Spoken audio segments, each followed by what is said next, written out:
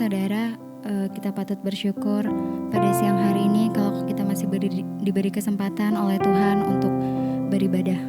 Sebelum kita memulai ibadah kita, mari kita bersatu dalam doa. Tuhan Yesus yang baik, Tuhan, terima kasih Tuhan untuk segala penyertaan-Mu di dalam hidup kami. Kalau kami masih boleh ada sampai hari ini Tuhan, kami percaya semua karena anugerah-Mu saja Tuhan. Sebentar lagi kami ingin meninggikan nama-Mu Tuhan, kiranya Engkau hadir di tengah-tengah kami dan mengurapi setiap kami. Kita mau siapkan hati kita untuk memuji Tuhan. Kami mau bersyukur kepadamu Bapa untuk kasih setia-Mu di dalam hidup kami. Siang hari ini kami mau naikkan pujian-Ku bersyukur Bapa. Mari saudara kita nyanyikan bersama-sama. Ku bersyukur Bapa, ku bersyukur Tuhan untuk setiap kasih setia-Mu yang boleh kami alami Tuhan di dalam setiap hidup kami. Ku bersyukur Bapa, ku bersyukur Bapa. Kami mau bersyukur Tuhan, ku bersyukur Tuhan untuk kasih setia-Mu dalam hidup kami. Kasih setia-Mu di dalam hidupku. Ku bersyukur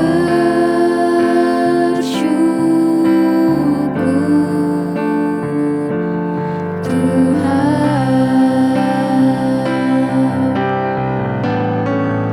ku bersyukur Bapa. Kami mau bersyukur Yesus, ku bersyukur Tuhan untuk setiap kasih setia-Mu yang boleh kami alami dalam kehidupan kami Tuhan. Kami mau bersyukur dan terus bersyukur. Ku bersyukur Bapa, ku bersyukur Bapa, ku bersyukur Tuhan buat kasih setia-Mu di dalam hidupku. Ku bersyukur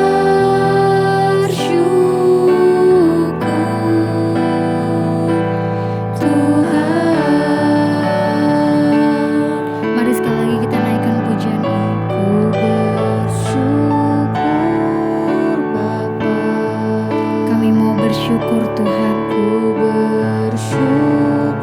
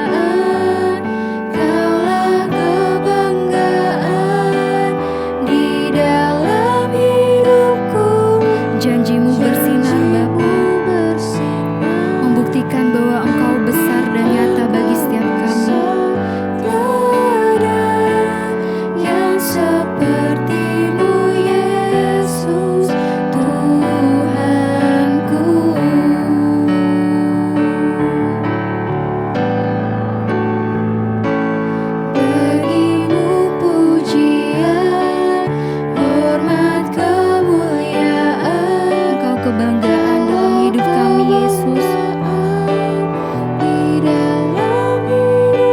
Janji-Mu bersinar membuktikan bahwa Engkau besar, Tuhan. Buktikan Kau besar, tiada yang seperti-Mu, Yesus, Tuhanku.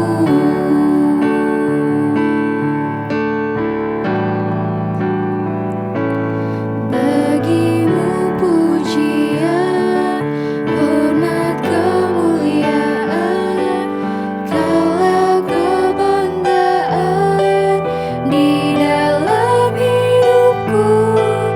Janji-Mu bersinar, buktikan Kau besar, tiada yang seperti-Mu, Yesus, Tuhanku.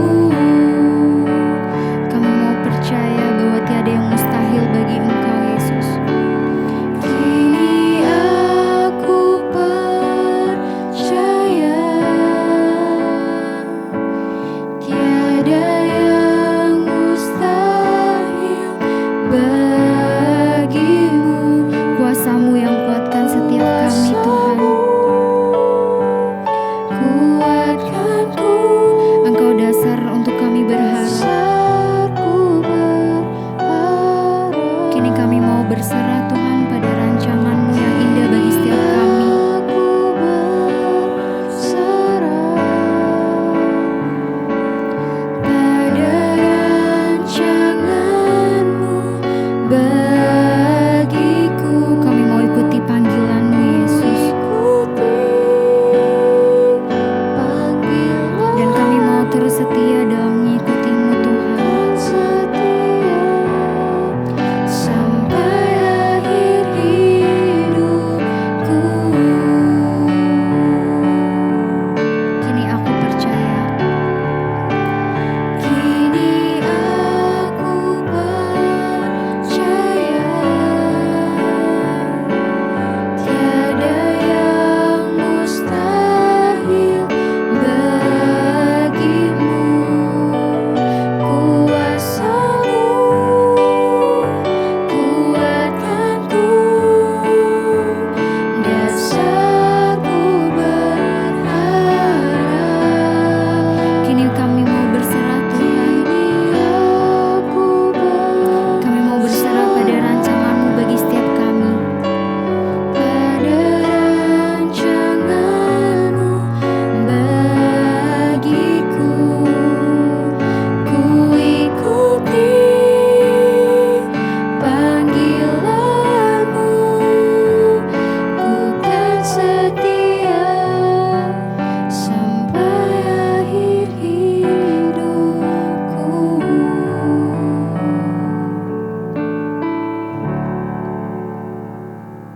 Terima kasih Bapa, kami mengucap syukur buat hari ini Engkau masih izinkan kami berjumpa lewat ibadah online. Tuhan, pada siang ini kami mengucap syukur. Terima kasih Bapa karena anugerah-Mu, pemeliharaan-Mu sempurna bagi hidup kami. Dan kami tahu Engkau Tuhan yang sudah mati dan bangkit bagi kami.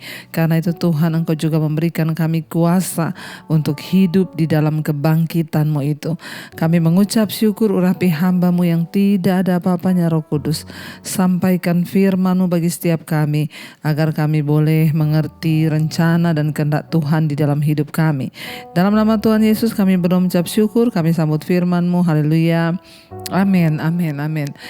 Iya, shalom saudara, saya mengucapkan selamat hari Minggu, kita boleh berjumpa kembali pada ibadah online hari ini. Saya berdoa supaya setiap kita dalam keadaan baik, sehat, dan luar biasa. Saya percaya setiap kita juga pasti menghadapi masalah, persoalan, pencobaan. Bahkan seringkali ya, karena terlalu berat persoalan pencobaan yang kita alami, kita sendiri pun bertanya kepada Tuhan. Saya banyak menerima WA saudara di mana ada begitu banyak anak-anak Tuhan yang bertanya, kenapa saya harus mengalami ini, Bu? Kenapa, dan kenapa? Saudara, kita bersyukur di dalam Alkitab ya, banyak ditulis kisah-kisah dari orang-orang yang juga mengalami ya kejatuhan, keterpurukan di dalam hidup mereka. Tetapi kita juga bersyukur Alkitab bukan hanya menceritakan ya tentang keterpurukan orang-orang ya para tokoh dalam Alkitab, tetapi Alkitab juga menceritakan tentang bagaimana kisah kemenangan mereka mengalami kebangkitan. Kalau kita sebut ya nama-nama orang-orang yang pernah mengalami keterpurukan dalam hidup mereka, ya ada Yusuf, Daud, ya Paulus, ya Ayub, ya, dan kita melihat bagaimana hidup mereka yang tetap mau konsisten mengikuti Tuhan dan tetap memegang prinsip firman Allah, mereka mengalami kemenangan. Nah, hari ini saya ingin kita sama-sama belajar dari seorang tokoh dalam Alkitab yang juga mengalami keterpurukan yang sangat luar biasa. Yang saya percaya mungkin tidak ada satupun dari antara kita yang mengalami hal ini di dalam hidup kita. Ya, makanya kalau kita belajar saudara dari kisah-kisah dalam Alkitab, ya kita baru tahu dan baru menyadari bahwa oh ternyata apa yang mereka alami itu tidak ada apa-apanya dengan kita, tidak sebanding dengan apa yang kita alami. Ya, kita sebut di sini ada satu tokoh yang luar biasa mengalami penderitaan dalam Alkitab, yaitu Ayub. Dia bukan hanya mengalami masalah yang biasa, ya, usahanya hancur, semuanya rasanya gagal. Bukan cuma itu, anak-anaknya meninggal, ya, istrinya meninggalkan dia. Bahkan sahabat-sahabatnya meninggalkan dia. Dia benar-benar terpuruk saudara. Bahkan hal yang sangat dan paling membuat ya dia rasanya tidak mampu lagi untuk berdiri adalah perasaan bahwa Tuhan juga meninggalkan dia. Di tengah kesulitan yang kita hadapi, di tengah persoalan yang kita hadapi, banyak orang berkata sama seperti itu. Kenapa Tuhan meninggalkan aku? Namun saya percaya ya saudara, kita semua melihat pada akhirnya apa yang dialami Ayub. Ketika dia tetap memegang firman Tuhan, dia melihat kemenangan. Bahkan Tuhan menggantikan semua yang hilang itu dikembalikan oleh Tuhan berlipat kali ganda. Saya ingin kita baca sama-sama dari Ayub pasal 23 saudara. Ayub pasal 23, mulai ayat yang pertama, firman Tuhan berkata begini. Tetapi Ayub menjawab ayat 2, sekarang ini keluh kesahku menjadi pemberontakan, ya, tangannya menekan aku sehingga aku mengaduh, ya. Saudara, Ayub berkata, sekarang ini keluh kesahku menjadi pemberontakan karena tangan Tuhan rasanya menekan Ayub sehingga ia mengaduh. Dari yang tadinya keluh kesah, saya percaya setiap orang itu ketika menghadapi masalah, persoalan pasti yang terjadi keluar itu sungut-sungut, keluh kesah. Ya, keluh kesah itu, aduh kenapa ya hidup saya ini begini-begini terus. Aduh kenapa ya kok saya mengalami nasib begini. Itu orang berkeluh kesah. Kenapa ya Tuhan tuh membuat kayak begini hidupku. Kenapa ya nasibku begini. Kenapa ya, aduh padahal aku ini. Itu orang berkeluh kesah. Karena begitu beratnya tekanan yang Ayub alami, dia berkeluh kesah saudara. Dan adalah sesuatu yang wajar apabila ketika kita menghadapi masalah, kita berkeluh kesah. Saya pun sebagai manusia, walaupun saya hamba Tuhan, saya pernah berkeluh kesah saudara. Ya Tuhan, sampai kapan ya aku terus dicobai seperti ini. Itu pernah terlontar dari mulut saya. Karena saya sudah merasa aduh berat sekali dan rasanya tidak pernah selesai proses itu. Saya pernah berkeluh kesah kepada Tuhan. Kenapa Tuhan? Saya ini salah apa? Ya, saya rasa saya tidak melakukan dosa yang begitu besar sampai kok rasanya tidak pernah selesai proses Tuhan. Ya, baru selesai ini masuk lagi ke proses berikutnya, ke berikutnya. Rasanya mengikut Tuhan itu gak enak. Saya pernah berkeluh kesah, wajar sebagai manusia. Tetapi Ayub berkata, saking beratnya tekanan yang dia alami, keluh kesahnya itu berubah menjadi pemberontakan. Ini yang luar biasa saudara. Hati-hati ketika kita mengalami pergumulan, ketika kita mengalami tekanan, persoalan, masalah dalam hidup. Berkeluh kesah itu biasa sebab kita ini manusia. Tetapi kalau keluh kesah kita menjadi pemberontakan di hadapan Tuhan, ini yang berbahaya. Sehingga banyak orang berkata dia sudah berkeluh kesah, rasanya tidak ada jawaban, dia berkeluh kesah, dia tidak menemukan jalan keluar dari masalahnya, sehingga itu menjadi pemberontakan yang berkata sudahlah, gak usah Tuhan-Tuhanan. Rasanya Tuhan tuh gak adil kepada saya. Ini sudah menjadi pemberontakan, saudara. Mungkin hari ini ada di antara saudara yang juga mungkin sudah mengalami yang tadinya keluh kesah itu berubah menjadi pemberontakan di hadapan Tuhan. Ayub pernah mengalami itu. Keluh kesahnya, unek-uneknya berubah menjadi pemberontakan. Mari kita berusaha, saudara, untuk menguasai diri kita di dalam segala persoalan, tantangan apapun yang kita alami. Kita boleh berkeluh kesah, tetapi jangan sampai kita memberontak di hadapan Tuhan. Karena jalan pikiran kita itu tidak sama dengan jalan pikiran Tuhan. Seperti tingginya langit dari bumi, begitu tingginya rancangan kita dari rancangan Tuhan. Jalan kita dari jalan Tuhan. Ayub berkata, aku berkeluh kesah dan sekarang ini keluh kesahku itu menjadi pemberontakan. Kenapa? Karena tangan Tuhan menekan aku sehingga aku mengaduh.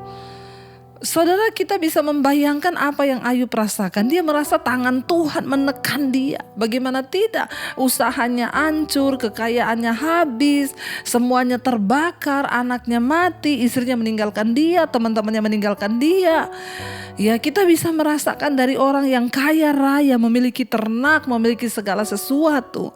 Lalu semua diambil dan tinggal dia seorang diri. Bahkan yang tadinya dia beranggapan Tuhan masih menyertai dia, tiba-tiba dia merasa bahwa Tuhan juga sudah meninggalkan dia. Ayat yang ketiga dia berkata, semoga aku tahu mendapatkan dia. Ayub bilang semoga aku tahu mendapatkan dia dan boleh datang ke tempat ia bersemayam.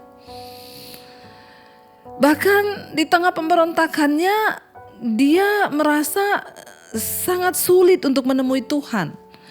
Dia merasa bahwa rasanya tidak mungkin untuk dia bertemu Tuhan.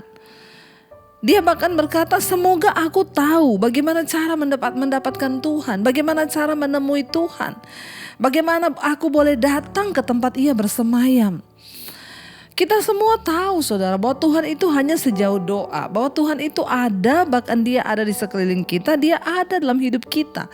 Tapi ketika masalah berat datang menghimpit, tekanan hidup datang menerpa, seringkali bahkan kita, saudara dan saya yang sudah berkata anak Tuhan, seringkali kita pun akan merasa Tuhan tuh jauh.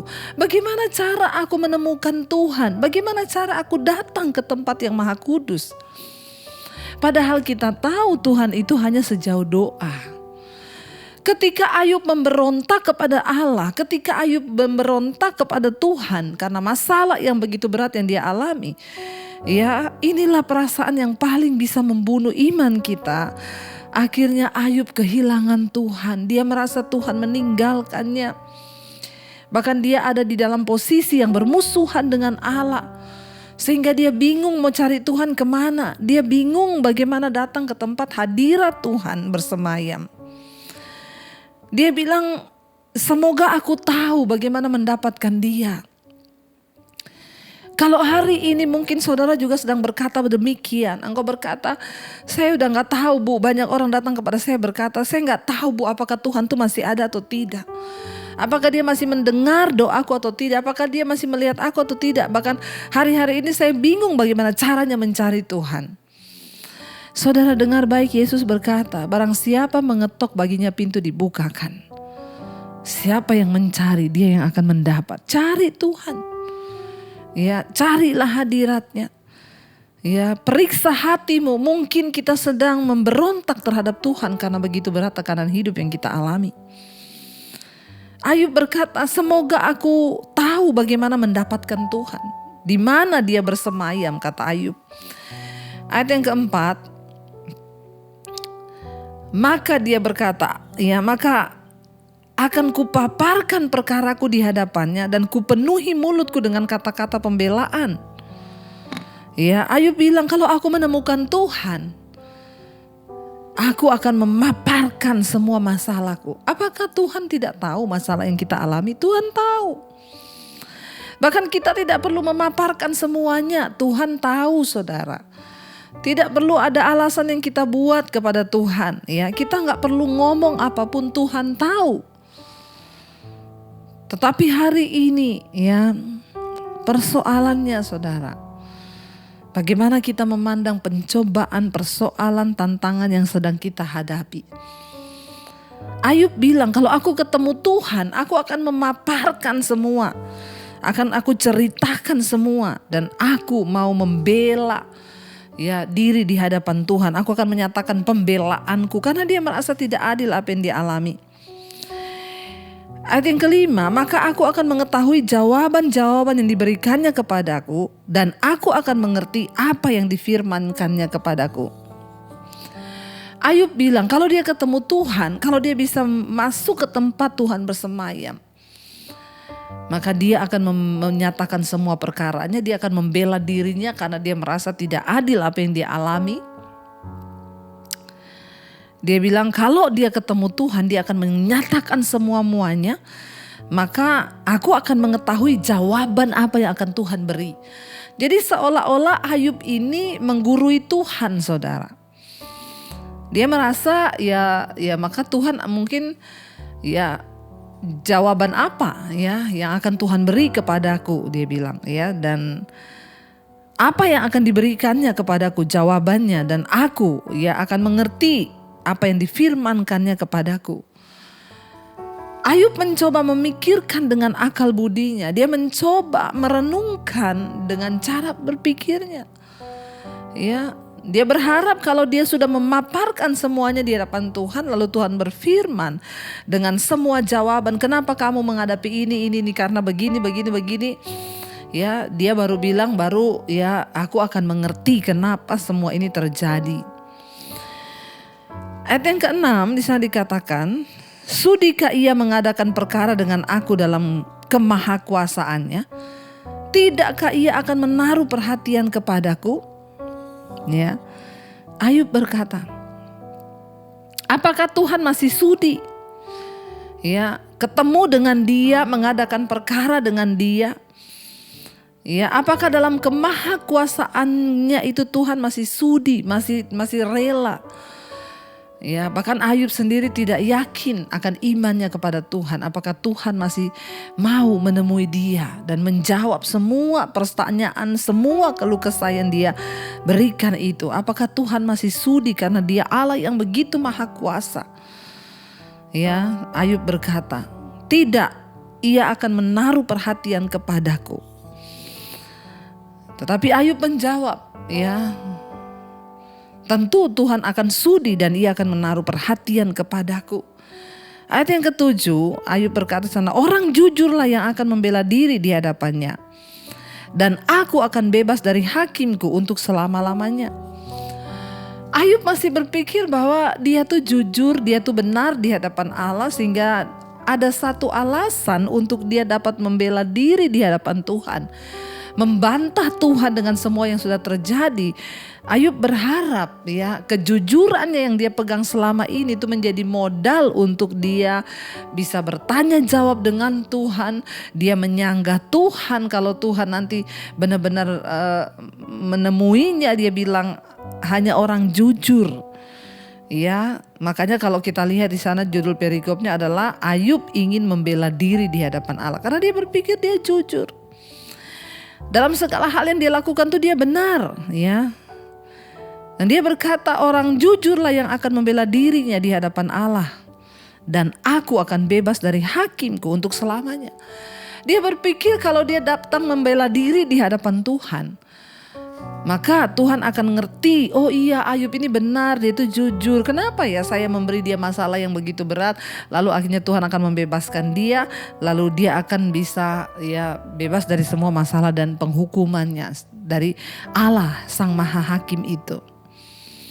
Ayat yang ke-8 saudara dikatakan di sana, sesungguhnya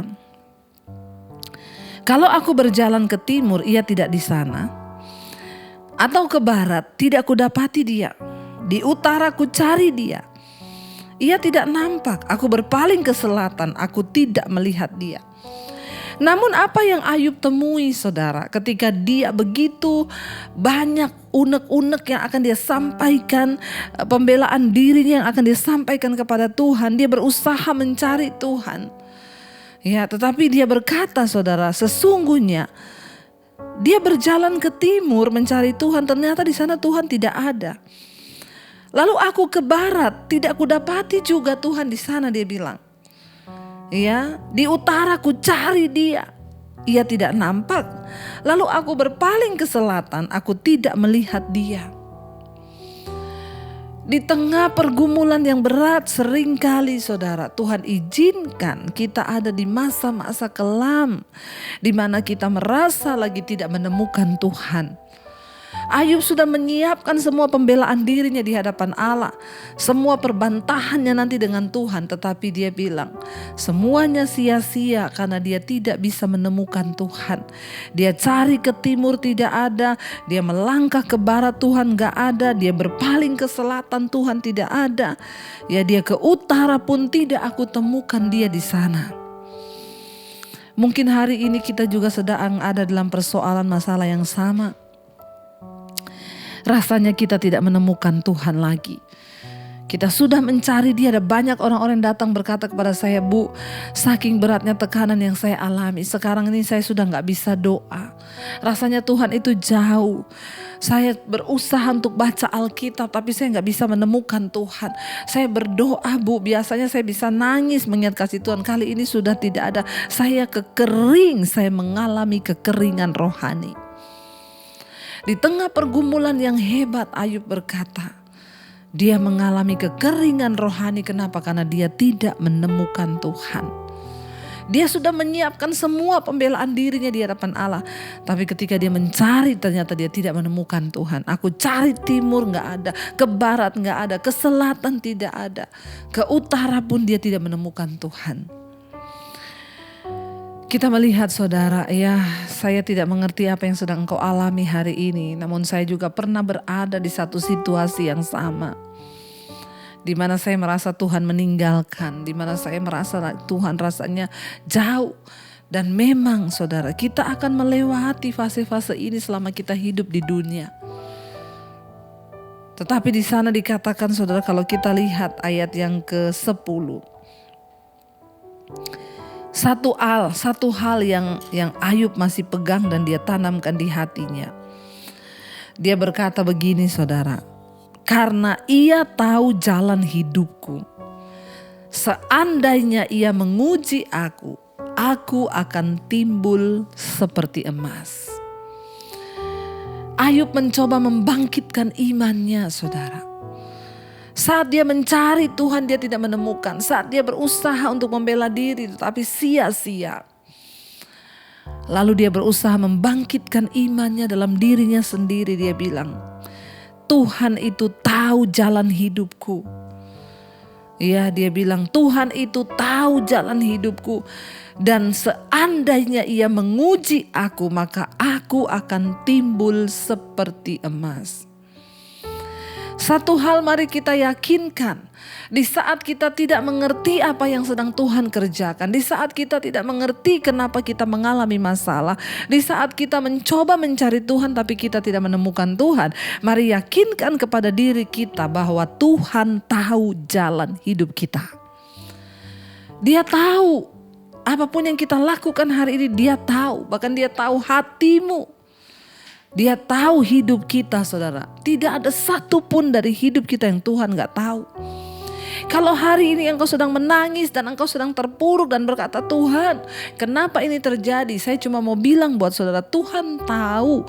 Dia sedang melihat hidupmu hari ini. Dan dia sedang menunggu respon dari engkau. Ayub mencoba meyakinkan dirinya bahwa Tuhan tuh tahu jalan hidupnya.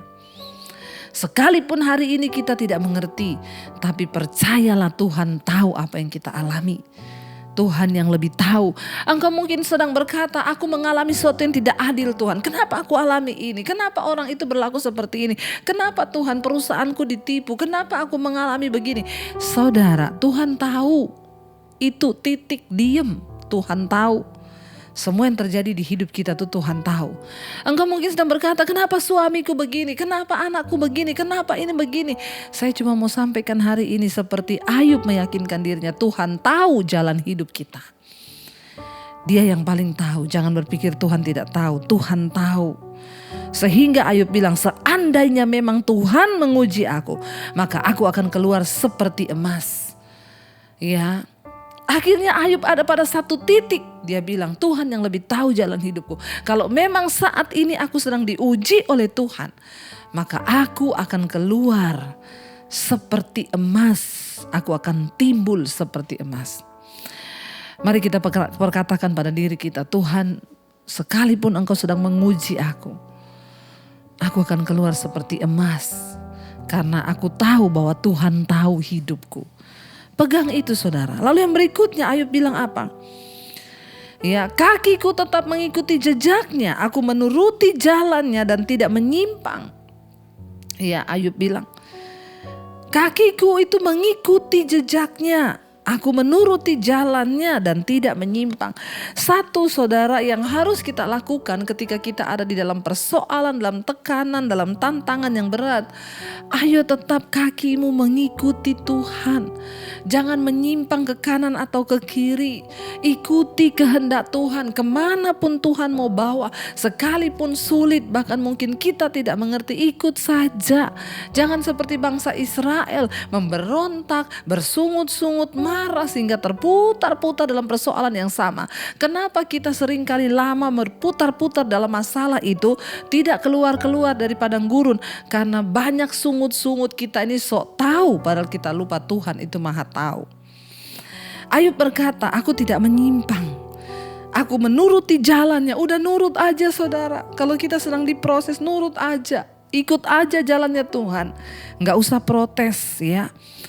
Ayub bilang, kakiku tetap mengikuti jejaknya dan tidak menyimpang. Bahkan 12 dia bilang, perintah dari bibirnya tidak kulanggar, dalam sanubariku kusimpan ucapan mulutnya. Di tengah ketidakmengertianmu, mari tetap pegang firman Tuhan. Perintah dari mulut Tuhan itu tidak kulanggar, kata Ayub. Tuhan sedang melihat respon kita. Ketika kita menghadapi masalah yang Tuhan hanya mau lihat responmu. Apa responmu? Bilang, perintah dari mulutmu tidak aku langgar Tuhan. Ya, dan firmanmu itu tetap aku simpan. Ya, dia bilang, ucapan mulutnya itu kusimpan di dalam sanubariku. Pegang firman Tuhan. Pegang ucapan janji Tuhan, simpan dalam hatimu saudara. Ayat 13, tetapi ia tidak pernah berubah. Siapa dapat menghalangi dia? Apa yang dikehendakinya dilaksanakannya juga. Ingat, Tuhan itu berdaulat penuh atas hidup kita. Apapun yang kita tidak mengerti, nggak usah mau mengajari Tuhan. Siapa yang bisa mengajari Tuhan? Ya, di sini dikatakan Ayub akhirnya berkata, ya, dia Tuhan yang maha tahu. Ya, dia tuh maha segala-galanya, dia bilang di sana. Ya, apa yang dia mau akan dilakukannya juga, karena dia tidak pernah berubah. Siapa yang bisa menghalangi Tuhan? Kalau Tuhan mengizinkan kita sedang diuji, ya siapa yang bisa menghalangi dia? Apa yang dikehendakinya dilaksanakannya juga. Walaupun secara daging kita gak bisa terima. Ada banyak hal yang tidak bisa kita mengerti. Tapi percayalah Tuhan itu tidak pernah salah dan dia tidak jahat. Ayat 14, karena ia akan menyelesaikan apa yang ditetapkan atasku. Dan banyak lagi hal yang serupa itu dimaksudkannya. Itulah sebabnya hatiku gemetar menghadapi dia. Kalau semuanya itu kubayangkan, maka aku ketakutan terhadap dia. Saudara yang terkasih, ya mari milikilah tetap rasa takut akan Tuhan itu. Ya, supaya kita tahu bahwa Tuhan maha tahu. Ya, tetaplah pegang firman-Nya, berjalanlah dalam rencananya dan jangan menyimpang. Pegang ucapan mulutnya, taruh dalam sanubari kita dan ingat Dia Tuhan yang Maha Kuasa. Dia sanggup melakukan segala sesuatunya. Kita tahu bagaimana akhir dari cerita kisah hidup Ayub. Tuhan pulihkan bahkan 2 kali lipat dari apa yang pernah hilang, diambil daripadanya. Satu saat engkau juga akan melihat pemulihan yang dari Tuhan. Bukan hanya Ayub yang sudah mengalami itu, bukan hanya Daud yang sudah mengalami itu, bukan cuma Yusuf yang sudah mengalami itu. Saya mau bersaksi kepada saudara, saya orang yang menyampaikan firman ini kepada saudara hari ini. Saya mau bilang, saya pun sudah mengalami janji pemulihan itu. Tidak untuk selamanya orang benar dibiarkan menderita. Kita diuji hanya sementara dan Tuhan melihat respon kita. Karena itu saudara, hari ini kita juga akan ada perjamuan kudus. Ya, ini adalah satu sakramen yang kudus dan sakral, di mana mengingatkan kita kembali bahwa Yesus sudah mati bagi kita, darahnya tercurah, tubuhnya tercabik untuk memberikan harapan akan janji tentang pemulihan itu. Mari kita siapkan perjamuan. Kita akan mengikuti perjamuan kudus, salah satu sakramen. Kita siapkan hati dan hidup kita, saudara. Kalau hari ini saudara ada roti atau biskuit atau anggur atau teh, apa saja yang bisa saudara ya ambil, ya yang terpenting adalah kita menaruh iman bahwa itu adalah tubuh dan darah Yesus. Sebelum kita perjamuan, mari kita akan mengoreksi hati dan hidup kita, pikiran kita. Kalau ada dosa, ada pelanggaran, kita mohon pengampunan kepada Tuhan. Itulah cara kita menghormati tubuh dan darahnya. Datang pada Tuhan hari ini, saudara. Kalau engkau masih menyimpan kepahitan di hatimu, katakan, Tuhan, aku mau mengampuni, aku mau melupakan, aku mau hidupku dikuduskan. Kalau ada pikiran yang tidak berkenan, biar engkau bilang, Tuhan, aku mau pikirkan yang baik, yang suci, yang kudus. Kalau ada dosa yang mengikat hidupmu, katakan pada Tuhan, aku mau dilepaskan. Mari kita datang di hadapan Tuhan, saudara, menghormati karya terbesar yang sudah Tuhan berikan buat setiap kita, yaitu kematiannya, penebusannya. Mari katakan pujian ini di hadapan Tuhan. Karya terbesar dalam hidupku, pengorbananmu yang selamatkanku. Engkaulah harta yang tak ternilai, yang ku kagumi Tuhan, yang ku miliki dan ku hargai. Yesus, Engkau ku kagum. Lebih lagi katakan di hadapan Tuhan, karya terbesar, karya terbesar dalam hidupku, pengorbananmu Yesus, amin. Yang selamatkanku, Engkaulah harta yang tak ternilai, yang ku miliki dan ku hargai. Yesus, Engkau ku kagumi. Terima kasih Tuhan buat curahan darahmu, buat tubuhmu yang tercabik untuk menanggung setiap dosa dan pelanggaran kami, buat darahmu yang tercurah Tuhan untuk menebus hidup kami. Terima kasih Yesus, terima kasih Tuhan. Tanpa pengorbananmu kami binasa, hidup kami sia-sia. Kuduskan hidup kami Bapa sebelum kami masuk dalam perjamuan kudus. Kami bawa hidup kami kepadamu Tuhan. Terima kasih Yesus. Mari angkat roti di tangan kananmu saudara.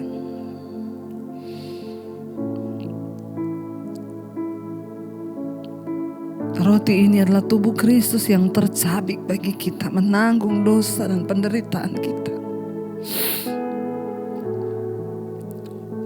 Terima kasih Tuhan.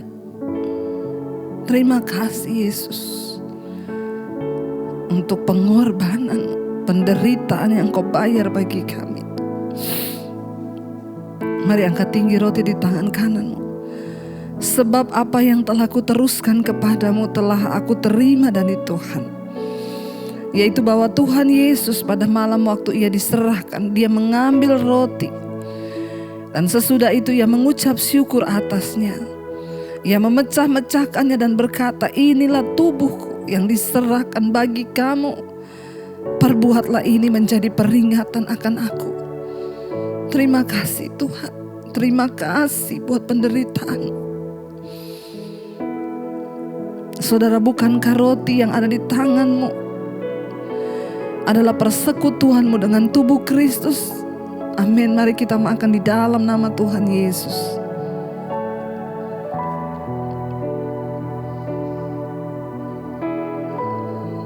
Terima kasih Bapa.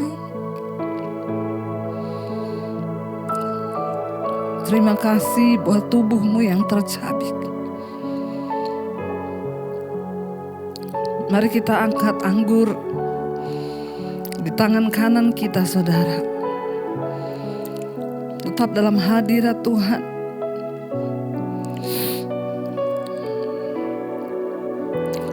Demikian juga Ia mengambil cawan sesudah makan. Lalu berkata, cawan ini adalah perjanjian baru yang dimateraikan oleh darahku. Perbuatlah ini setiap kali kamu meminumnya menjadi peringatan akan aku. Sebab setiap kali kamu makan roti ini dan minum cawan ini, kamu memberitakan kematian Tuhan sampai Ia datang. Terima kasih buat darah-Mu yang tercurah Tuhan. Darah yang menanggung kutuk atas hidup kami. Darah yang menyembuhkan sakit penyakit kami. Darah yang memulihkan keadaan kami. Darah yang membebaskan kami dari kutuk dan maut. Engkau memerdekakan kami Tuhan. Terima kasih Tuhan Yesus. Terima kasih Tuhan Yesus. Mari angkat tinggi cawan di tangan kananmu saudara. Bukankah cawan pengucapan syukur yang ada di tangan kita? Ini adalah persekutuan kita dengan darah Kristus. Dalam nama Yesus mari kita minum dengan iman. Terima kasih Tuhan. Terima kasih Bapa, Kau telah beri yang terbaik. Tubuh dan darah-Mu Kau beri bagi kami. Terima kasih Tuhan. Karena Engkau tahu Tuhan, kami tidak seberapa, kekuatan kami tidak seberapa. Karena itu Engkau menanggung semuanya di atas kayu salib. Kalau Engkau sudah beri yang terbaik, kami tahu Engkau juga akan terus memberi apa yang terbaik bagi hidup kami. Di tengah persoalan pencobaan yang kami alami, kami tahu Tuhan lebih tahu. Engkau tahu jalan hidup kami. Karena jika Engkau menguji kami, kami akan keluar sebagai emas yang murni. Mari katakan di hadapan Tuhan saudara dengan iman pujian ini. Kau lebih tahu yang terbaik bagiku. Kau lebih sanggup pulihkan hidupku. Ku berserah, ku percaya hanya Yesus penolong yang setia. Lebih lagi angkat hatimu, katakan Kau lebih tahu yang amin Tuhan. Amin. Pulihkan hidupku, katakan ku berserah,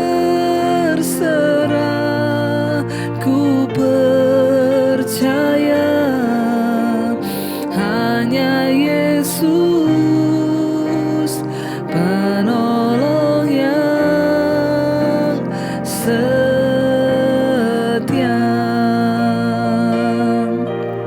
Terima kasih Tuhan, Kau penolong yang setia. Terima kasih Tuhan, ajar kami mengerti Engkau lebih tahu yang terbaik bagi hidup kami.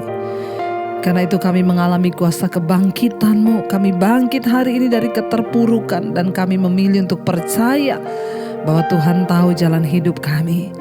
Kami tidak akan bersungut lagi, apalagi memberontak terhadap Tuhan. Terima kasih Bapa. Berkati semua anak-anak-Mu yang setia beribadah di Sunday online hari ini Tuhan. Berkati hidup mereka, berkati rumah tangga, berkati dalam pergumulan-pergumulan mereka. Mereka keluar sebagai pemenang sebab Tuhan menyertai. Terima kasih buat setiap anugerah yang terbaik yang Tuhan berikan buat hidup kami. Terus Engkau menyertai kami Bapa dengan anugerah perkenanan-Mu. Yang sakit Engkau sembuhkan, yang beban berat Engkau berikan kelegaan. Mari buka hati dan tangan-Mu saudara. Terimalah berkat dari Allah Bapa, cinta kasih Tuhan Yesus Kristus, penyertaan dari Allah Roh Kudus menyertai hidupmu mulai hari ini bahkan sampai kali yang kedua. Tuhan Yesus datang menjemput kita, nama-Mu tercatat dalam kitab kehidupan.